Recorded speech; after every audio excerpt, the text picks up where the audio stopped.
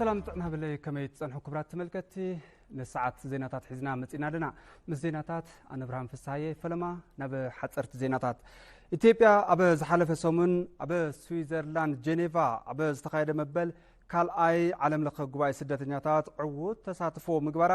ግልጋሎት ስደተኛታትን ተመለስትን ገሊጹ ኢትዮጵያ ኣብቲ ጉባኤ ዝነበራ ተሳትፎ ብዝምልከት ምክትል ዋና ዳይሬክተር እቲ ግልጋሎት ሙሉዓለም ደስታ ኣብ ዝሃብኦ መግለጺ ኢትዮጵያ ብምክትል ቀዳማይ ሚኒስትርን ሚኒስትር ጉዳያት ወፃኢን ኣይተደመቀ መኮንን ብዝተመርሐ ጉጅለ ልኡኽ ኣብቲ ጉባኤ ተሳቲፋ ኢሎም እቲ ልኡኽ ኣብ ኢትዮጵያ ዝተዓቀቡ ስደተኛታት ተረባሕነቶም ምርግጋጽ እናተሰርሐቶ ትርከብ ተግባር ኣብቲ ጉባኤ ከም ዝቐረበን ጎና ጎኒ እቲ ጉባኤ ድማ ዝተፈላለዩ ክልቲኣውን በዓል ብዙሕ ወገን መድረኻትን ዕዉት ተሳትፎ ከም ዝገበረ ገሊጾም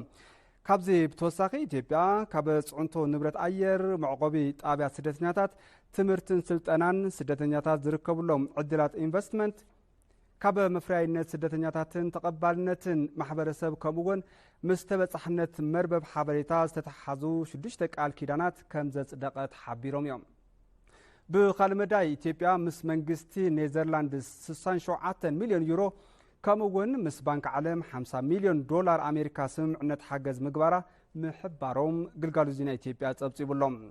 ኣብቲ ጉባኤ ስደተኛታት ተቐበልቲ ሃገራት ጽዕንቶአን ንምንካይ ልዕሊ 2.2 ቢልዮን ዶላር ቃል ከም ዝተኣተውን ተገሊጹሎም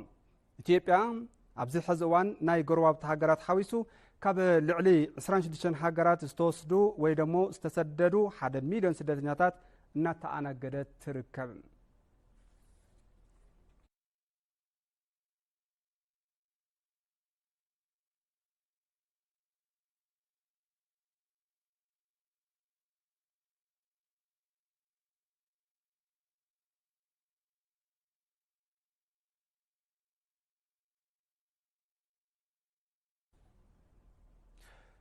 ኢትዮጵያ ካብ ስደት ተመለስቲ ወገናት እግሪ ንምትካል ንትገብሮ ጻዕሪ ከም ዝድግፍ ዓለም ለኸ ትካል ስደተኛታት ወይ እውን IOM ገሊጹም ሚኒስትር ዴታ ደቂ ኣንስትዮን ማሕበራዊ ጉዳይን ሑርያ ዓሊን ቺፍ ኦፍ ሚሽን ኣብ ኢትዮጵያ ኣቢባተው ዋኔን ብሓባር ምስራሕ ኣብ ዝከኣለሉ ዛዕባታት ዘትዮም ስሩዕ ዘይኮነ ስደት ንምክልኻል ካብ ስደት ተመለስቲ እግሪ ንምትካልን ተቃልዓቲ ዝኾኑ ክፋላት ማሕበረሰብ ንምድጋፍን ኣብ ዘኽሉ ኩነታት ዝጠመተ ዘተ ከም ዝተገብረ ተገሊጹሎም እተን ሚኒስትር ዴታ ስሩዕ ዘይኮነ ስደት ንምክልኻልን ካብ ስደት ተመለስቲ እግሪ ንምትካልን መንግስቲ ፍሉይ ጠመተ ብምሃብ ይሰርሕ ከም ዘሎ ተዛሪበን ኣቢባቶ ዋኔ ብግደአን ኢትዮጵያ ካብ ስደት ተመለስቲ እግሪ ንምትካል ንትገብሮ ጻዕሪ IOM ከም ዝድግፍ ገሊጸን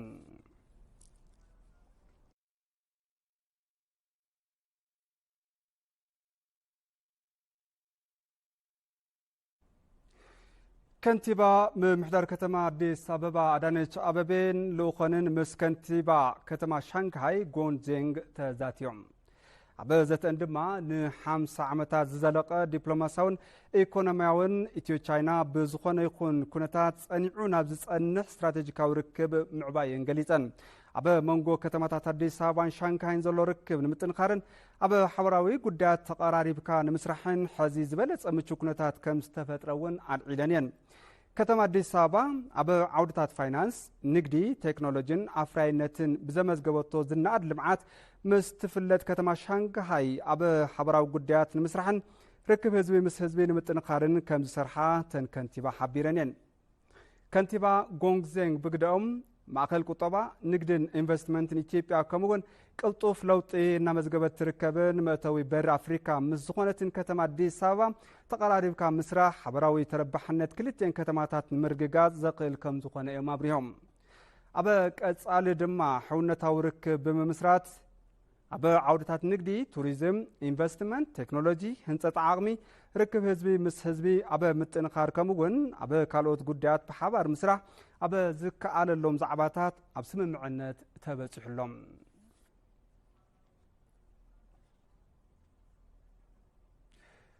ቤት ምክሪ ተወከልቲ ህዝቢ ሎማዓንቲ ኣብ ዘካየዶ ታሽዓይ ስሩዕ ጉባኤ ብቀዳማይ ሚኒስትር ኣብይ ኣሕመድ ብሕጽይቲ ዝቐረባ ወይዘሮ ሜላት ወርቅ ኃይሉ ኣካቢት ብሔራዊ ቦርድ መረፃ ኣይተ ጌትነት ታደሰ ዋና ፈጻሚ ስራሕ ብሮድካስቲንግ ኮርፖሬሽን ኢትዮጵያ كمون عيت مسافن تفرع وانا فصام سراح تكال بريس إثيوبيا غير شيمو ويزرو ميلات ورك هايلو قدم حزي اب استفلالي تكالات ناي نوح وان لمدي زلون انتخنا اب بهراوي بورد مرصا حلافيت بيت صحفت كوينن زغلغلان تي تكال بغبو زفلطون بمقانن حصيتي كوينن مقرابن فلوي تصواعي منستر منغستي اب بيت مخري توكلتي زخونو تسفاي بلجيغي تزاريبوم በዛሬው ዕለት የቀረቡት እጩ የማንኛውም ፖለቲካ ፓርቲ ወይም ድርጅት አባል ያልሆኑ لومز قربا حصيتي ناي زخونه ودو بوليتيكا ويون ابال ودو بوليتيكا زيكونا مس غدايات مرصا بزتتحازه لعل مياوي لمد زلون صبوق سنه مغبار زلون كمون زوهابن هاغراو حلافنت نمشكام زقل لعل بقعه مرارحه كم زلون تامينلنيو بزي مسرت اكابيت هاغراوي بورد مرصا نكونا بكبر قدماي منستر دكتور ابي احمد زقربا حصيتي ويزرو ميلات ورق حيلو ابباو انتخونا زتولدالو بوتا غوندر زيغنت إثيوبياوي درجة تمرتي بزملكت فلاماي ديغري بحقي كابي يونيفرسيتي أديس أبابا خالاي ديغري ببيس اند سيكوريتي ستاديز كابي يونيفرسيتي أديس أبابا كمون ماسترز اوف بابليك ادمينستريشن كابي يونيفرسيتي هارفارد ألون ات بيت مخري كال زاتدغو شمت وانا فصام مسرح كوربوريشن برودكاستينج إثيوبيا انتقون زي شمت زي قرب دما بقدماي منستر أبي أحمد يوم نزي شمت بحصينا زقربو عيتجيتنا تادسون كوربوريشن برودكاستينج إثيوبيا جمروم تفعل إسراحات بمتنخر زحشة أفضل ما كلوميو تبايلو تأمين لهم نزي حلفنت كم زتحات أيو عيتتسفاي بلجيجي وسيقوم حبيرهم አቶ ጌትነት ታደሰ የኮርፖሬሽኑ ዋና ስራ አስፈጻሚ እንዲሆኑ በክቡር ጠቅላይ ሚኒስትራችን በእጩነት ቀርቧል። በመሰረተቲ አዋጅ አይተ ጌትነት ታደሰ ዋና ፈጻሚ ስራ ኮርፖሬሽን ብሮድካስቲንግ ኢትዮጵያ ንክሆኑ በክቡር ቀዳማይ ሚኒስትር ሕጹ ኮይኖም ቀሪቦም እዮም። ደረጃ ትምህርቲ ብዝምልከት በትምህርቲ ታሪክ ዲፕሎማ ካብ ዩኒቨርሲቲ ባህር ዳር ፈላማይ ዲግሪ በጆርናሊዝም ኤንድ ኮሙኒኬሽንን ካብ ዩኒቨርሲቲ ባህር ዳር خلاي دغري بجورناليزمن كومونيكيشن كاب يونيفرسيتي أديس أبابا رخيبهم يوم لمد سرح بزملكت كاب 1997 عام تمرت كساب كل 93 عام تمرت ابي ايجنسي مراخب حفاش امحرا بريبورترنت مدالوي دوكمنترن كاب كل 93 كساب كل 98 عام تمرت ابي والتا ميديان كومونيكيشنن بزتفلالي مدباتن بوتاتاتن حلافنتن كمون كاب كل 98 كساب كل 10 اب تلفزيون والتا اب تحستو بمختل فصامي سرح كاب كل 2010 عام تمرت جميرو دما اب تكال برس إثيوبيا بوانا فصامي سرح خوينوم እናገልገሉ ጸኒሕም እዮም ቤት ምክሪ ተወከልቲ ህዝቢ ኣብ ታሽዓይ ስሩዕ ኣኼብኡ ሹመት ዋና ፈጻሚ ስራሕ ትካል ፕሬስ ኢትዮጵያ ኣይተ መሳፍን ተፈራውን ኣጽዲቑ እዮም ኣብ ክልል ኣምሓራ መንግስቲ ዘቕርቦ ጻውዒ ሰላም ጸገማት ብሰላማዊ መንገዲ ንምፍታሕ ከም ዝሕግዝ ነበርቲ ከተማ ኮምቦልቻ ገሊጾም ዕጥቂ ከም መፍትሒ ጸገማት ዝወስዱ ወገናት ጻውዒት መንግስቲ ክቕበሉ እቶም ነበርቲ ኣተሓሳሲቦም ኣለዉ ጸብጻብ ኮርፖሬሽን ሚድያ ኣምሓራ ስዒቡ ክቐርብ እዩ ተኸታቲና እንመለስ ከጦርነት የሚገኝ ነገር ቢኖር ያው መተጣጣት ነው ካብ ኩናት ዝርከብ ነገር የለን ብዘይካ ምጥፍፋ ኣመንጎ ኣሕዋት ምጥፍፋ ይዝመጽ እዚ ካብ ዝኸውን ኮፊልካ ምልዛብ ዓቢ ነገር እዩ መንግስቲ ክልል ዘቐመጡ አንፈትውን ንሱ እዩ ክልቲኦም ኣካላት ኮፊሎም ተላዚቦም ጸገሞም እንተፈቲሖም ዓቢ ውጽኢት እዩ ሰላም ከለለ ሃብታም መሆን አይችልም ሰላም ተዚሃልዩ ሃብታም ኮነ ድኻ ወፊሩ ከዓቶ ይኽእልን ስለዚ ዝኾነ ይኹን ክፋል ሕብረተሰብ ንሰላም ዝኽፈል ዋጋ ክኸፍል ብምዝታይን ብምልዛብን ጸገማት ክፈትሕ ይግባእ ሸቀጣ መቶ ነጋዴው ምን ሸቀጣ ኣትዩ ነጋዳይ እውን ከይሰርሕ ፍርሐሎ ናህር ዋጋ ከቢድ እዩ ስለዚ ሰላም ኣድላይ እዩ ኩሉ ኢትዮጵያዊ መንእሰይን ወለድን ምንተ ሰላም ብሓደ ጠጠው ክንብል ኣለና ተንቀሳቃሽ ቁስል ንብረት ክትካእ ይኽእል እዩ ሓውካ ግን ኣይትካን ስለዚ ንሰላም ዋጋ ምኽፋል የድሊ የተደረገው የሰላም ጥሪ ተቀባይነት ኑሮ ዝተገበረ ጻውዒት ሰላም ተቐባልነት ረኺቡ መፍትሒ ተዝግበር ዝሓሸዩ ብፍላይ ጥዕናን ትምህርትን ምኽንያቱ ትሑት መነባብሮ ዘለዎም ነበርቲ ግልጋሎት ክረኽቡ ምእንታን ሰላም ክዓስል ኣለዎ ዝብል ሓሳብ ኣለኒ بمخنيات ጸገም ናውቲ ሕክምናን ሕጽረት ቀረብ መድሓኒትን ንዘየድሊ ምንግልታዕን ወጻኢ ገንዘብን ይቃልዑ ምህላዎም ኣብ ዞባ ደቡብ ትግራይ ተገልገልቲ ሓፈሻዊ ሆስፒታል ለምለም ካርል ሓቢሮም ኣብ ቀረብ ሕጽረት መድሓኒት ምምሕያሻት ዋላ እንተሃለው ኣብ ናውቲ ሕክምና እቲ ሆስፒታል መሰረታዊ ጸገም ከም ዘሎ ሜዲካል ዳይሬክተር ሆስፒታል ለምለም ካርል ዝኾኑ ገሊጾም ኣለው። ዓባዲ ደመቀ ተወሳኺ ኣለዎም። ሆስፒታል ለምለም ካርል ኣብ ክልል ትግራይ ዞባ ደቡብ ከተማ ማይጨው ዝርከብ ሓፈሻ ሆስፒታል እንትኸውን ኣብ ዓመት ንልዕሊ 1 ሚልዮን ሰባት ግልጋሎት ሕክምና ይህብ። ሓፈሻ ሆስፒታል ለምለም ካርል ካብ ነበርቲ ዞባ ደቡብ ብተወሳኺ ካብ ጎረባብቲ ከባብታት ክልል ዓፋርን ኣምሓራን ዝመፁ ዜጋታት ግልጋሎት ዝረኽብሉ ሆስፒታል እዩ። ኮይኑ ግና እቲ ሆስፒታል ኣብዚ ሕዚ እዋን ብዘጋጠሙ ሕፅረት ቀረብ መድሓኒትን ናውቲ ሕክምናን ዜጋታት ካብ ምንግልታዕ ብተወሳኺ ንዘየድሊ ወፃኢ ይቃልዑ ምህላዎም ተገልገልቲ እቲ ሆስፒታል ንኢቲቪ ሓቢሮም ያው ደገት ወለውለ ታብዝለየሎ መድሓኒት ደገ ኸይደ ገዛ ኸዚ ላብራቶሪ ኣብዚ የለይ እዚ ለኣከለ ሆስፒታል ላብራቶሪ የለይ ኣብዚ ደገ ላብራቶሪ ሚቲ ቅርሺ ለኻፈልና ላና ቸክ ንገብር ላብራቶሪ ካብና ተሕምና ተሎ ላብራቶሪ ደገ በቃ ኣብዚ ስለ ላብራቶሪ ልበሃል የለይ ክልካል የለይ ራጅሊ ሃሙላ የለይ በቃ ብትክክል እዮም ድርእዩ በሙቐት ሃመይ እንሆ ኣንተን ፍስለዶ ፀባ ወስድሎ ድላዋሉ በቃ 14 ሰዓት ككي 3 ساعات 3 ساعات له اتنصبا يكواتتاي كاوله نقص يلي مسد سونته بطعم صبقنا خزي غار هانزو يلي مسد خزي هانزو بلغوم نو طعم تحاورون معناتي اذا ورقه حسخات خلخ مدحان تعزم كاغن او هندي ጭቅጭቅنه ተራይ በጽሕለይ ባሸኳይ ወይላ ወድኻ ወይላ ጓልኻ ይምጻለይ ዳ በተለይ አፍጻውንት ከተትልን እዩ ለውዛ አጋጣሚ በናይ ጨጎራ ታታል ሕማም ነኒ ለምሐጅኑ ኦፕሬሽን ሆነ ሰነርሁ ሐጁና አጋጣሚ ናይ ጨጎራ ሕማም ቢልኒ መጸኔረ ግን ሐዛ አጋጣሚ ሕክምና ውሽጥ ሆስፒታል ለምለም ካርም ስመጻሁ ምንም አይነትና አጋጣሚና ላቦራቶሪ ምናምን ምሮና ገረ ግን ውጤቱና መድኃኒቱ ለገለም ነው ሐጅ ለገ መድኃኒት ገጽ ይልኸለሁ ምስቲ አብዚ ዘይሉ መድኃኒት ሓደ ምስቲናይ ዋጋ ጭማሪ ኣብ ደገ ይኸዚ ኸይደል ገጽ ምስቲናጋው ናይ ዋጋ ጭማሪ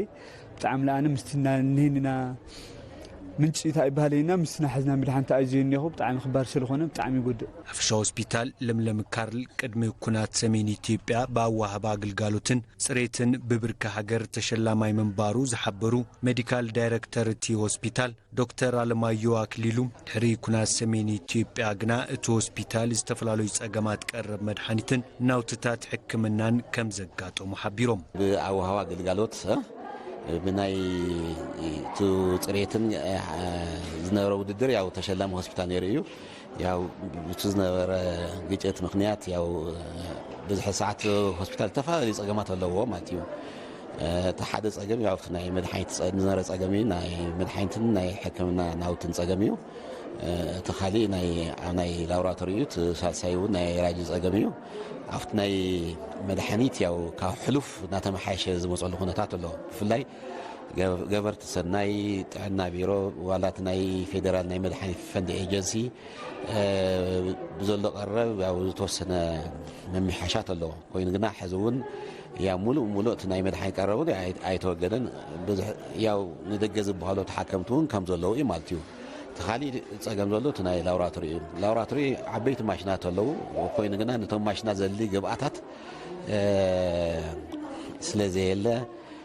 ኣብ ቀረቡን የለን በቲ ሆስፒታል ባጀቱን ክግዛእ ስለዘይከኣለ ሕዝውን ናይ ላቦራቶሪ ምርመራታት ንደገ ዝበሃሉ ኩነታት ኣሎ እቲ ዋና ናይቲ ሆስፒታል ሕዚ ጸገም ዘሎ ግን እቲ ናይ ራጂ ግልጋሎት እዩ ማለት እዩ ልዕሊ 1 ዓመት ናይቲ ሆስፒታል ራጂ ጠጠው ካብ ዝብል ማለት እዩ ንብርክት ዝበለ ዓማውቲ እናገልገለ ዝጸንሐ ብዙሕ ጻዕቂ ፔሸንታት እናገልገለ ዝጸንሐ ራጂ እዩ ሆስፒታል ከምስረት ከሎ ዝነበረ ራጂ እዩ ስለዚ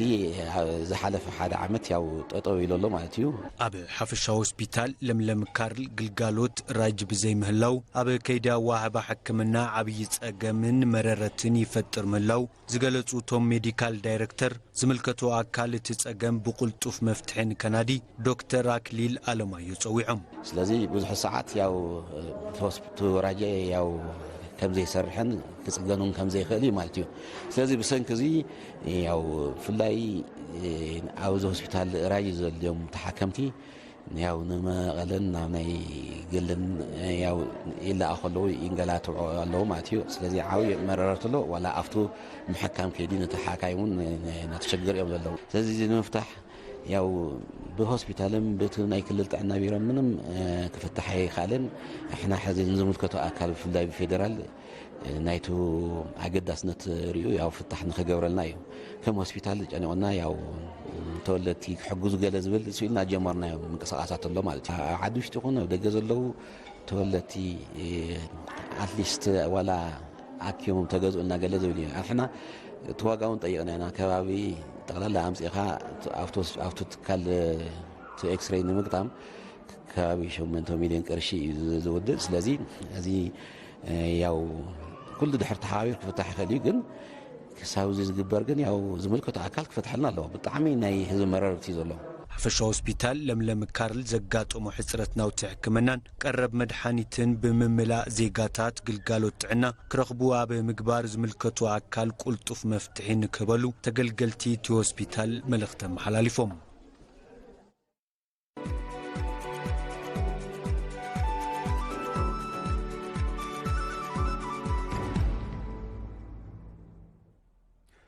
ዜና ዕዳጋ ወርሒ ተሓሳስ ዝኽበር በዓል ልደት ምክንያት ብምግባር ኣብ ማእኸል ከተማ አዲስ አበባ ምርኢት ኤግዚቢሽንን ባዛርን ተኸፊቱ ኣብቲ ባዛር ዝረኸብናዮም ኣቕረብቲ ዝተፈላለዩ ናውቲ ሒዞም ከም ዝቐርቡ ብምግላጽ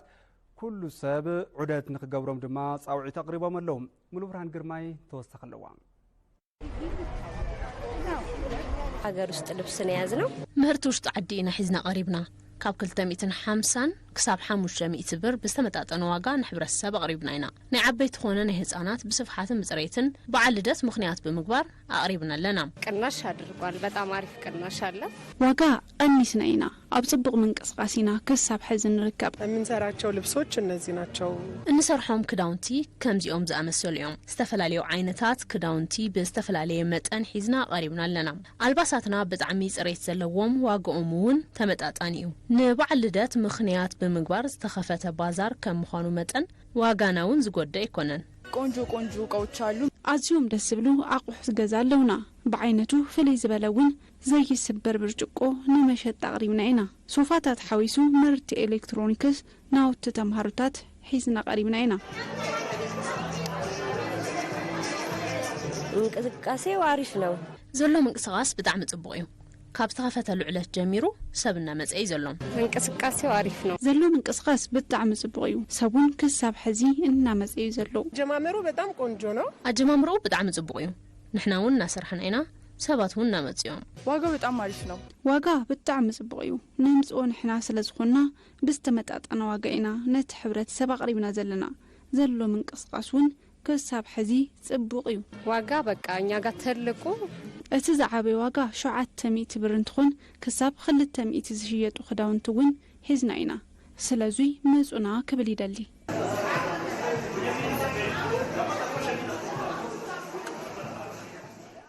መገድ ኣየር ኢትዮጵያ ምስ ሲቲ ግሩፕ 5 ኣውሮፕላናት ንምግዛእ ዘኽእል ናይ 450 ሚልዮን ዶላር ስምምዕነት ልቓሕ ተፈራሪሙ እቲ ገንዘብ ንሓሙሽተ ሓደሽቲ ኣውሮፕላናት መግዚ ምዃኑ እውን ተሓቢሩሎም ካብ መንጎተን ዝዕደጋ 3 ቦይንግ 737-8 እተን ክልተ ድማ